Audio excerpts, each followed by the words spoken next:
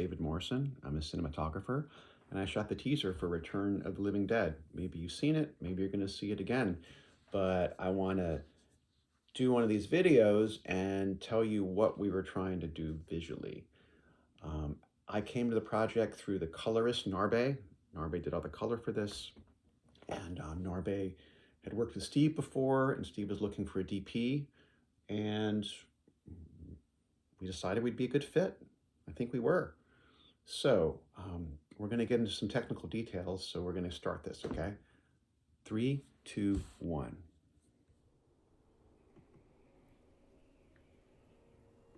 All right, pausing for a second. First of all, the set was done by Michelle Hall and her department, and she did an incredible job.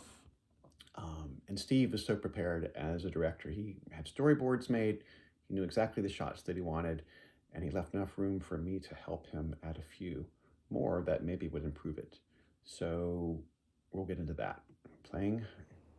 We shot on the Sony Venice 2. We used Atlas Orion anamorphic lenses, and we went through Keslow camera. I love the Venice for night work because ISO 3200 really helps us light with fine brush strokes. And speaking of lighting, this is really exciting, but we basically used a BB light. And a BB light is like a stadium light that you would see, baseball diamond or a football field at night, but it moves around on a truck. And I think this was 120 feet tall. And it was the only way that we could effectively get the light above the tree line and get the proper angle that we wanted. And so it was really cool. And we only used like 1/10 of what the light was capable of doing. It was just enough for us. And I should also say, before I go forward, anamorphic was so cool to do snow at night, real snow. And the snow is made by Snow Business, and they did a beautiful job, and they'll talk about that. But we really got into the weeds about testing the characteristics of anamorphic lenses and how things look if they're out of focus. That's where you really see the detail of anamorphic, at least to my eye. Things can feel impressionistic, especially when they're on the edge of frame and you shoot at a wide open aperture. And I brought this very thing to the test with us. This is a beaded curtain, but I felt that if it was close to the lens, you could really see how anamorphic felt through snow. It doesn't work as well through an iPad camera, but it really informed us when we were testing these lenses at Keslow Camera, of which we tested 4 different kinds of lenses to finally land on these. All right, playing a little further. I love the out of focus shot of him walking up with the lights and dragging towards us.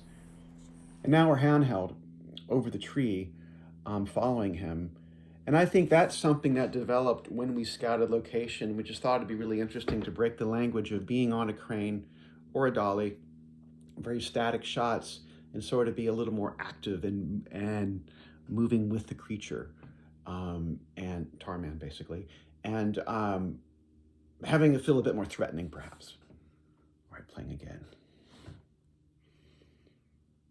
I just love the way the creature actor moves. He sells the mood in every single step.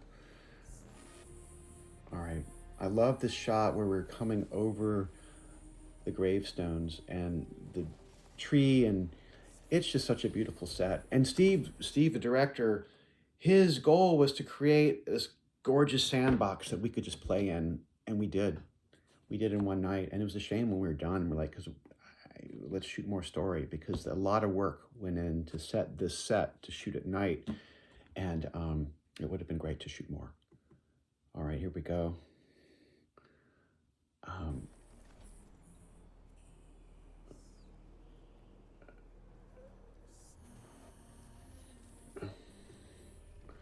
We're in this behind shot now, basically, of just after the tree has come unplugged and he's walking away. And again, just the way he's walking and stumbling really has a sense of menace.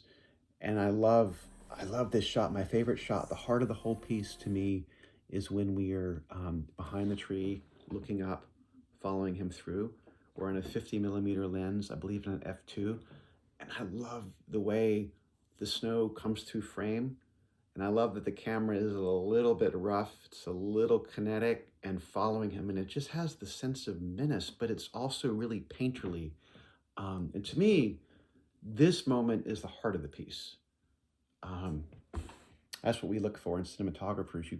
As cinematographers, we look for one moment that sort of makes an imprint on your brain and you can take away, and it's what you remember from the piece. And this may not be it for you, but it certainly is for me.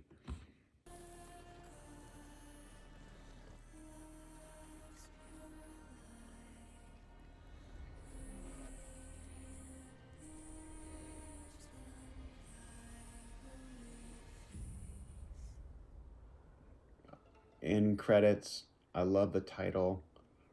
I love the font. I love the sound design of this piece. Hey, thanks again for watching. It was a pleasure walking it through with you. And like and subscribe for more brains coming soon.